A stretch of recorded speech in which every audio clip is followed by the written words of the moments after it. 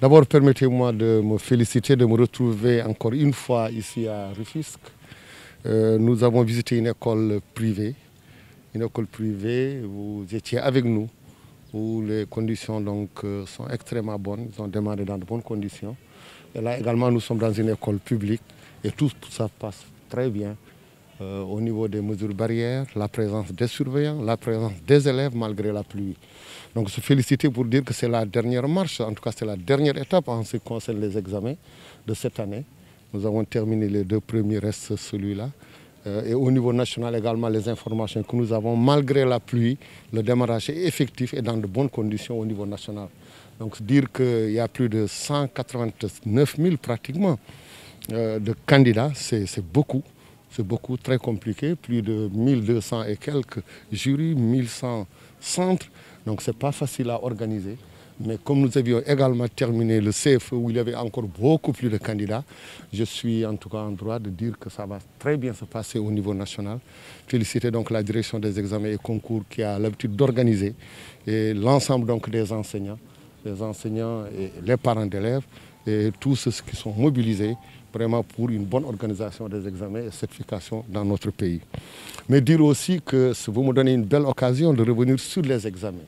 Ces élèves qui passent aujourd'hui les examens du brevet, ceux qui l'avaient fait il y a quelques jours au niveau du CFE et du baccalauréat, n'oublions pas, c'est ceux-là qui avaient arrêté les enseignements apprentissages au mois de mars l'année dernière, jusqu'au mois de novembre, 8 mois.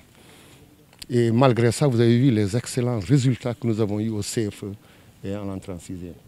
C'est dire que tout simplement cette pédagogie de la réussite, cette dynamique de réussite est enclenchée. Si nous prenons comme année de référence 2019, où nous avions 55% au CFE, aujourd'hui nous sommes à 62%.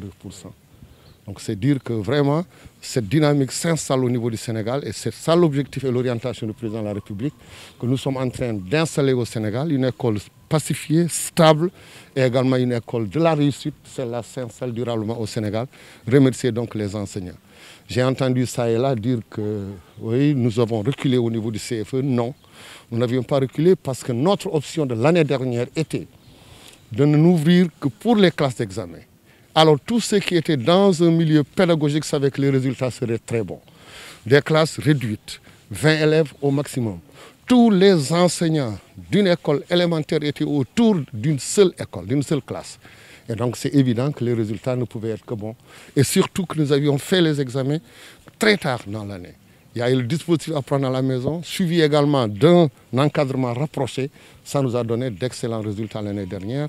Par rapport également à l'année 2019, nous avons aussi eu un bond de plus de 6 points.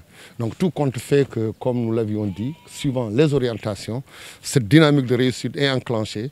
Et il faut louer donc le travail fait par les enseignants, par les élèves, par les parents d'élèves, pour dire que nous sommes sur la bonne voie.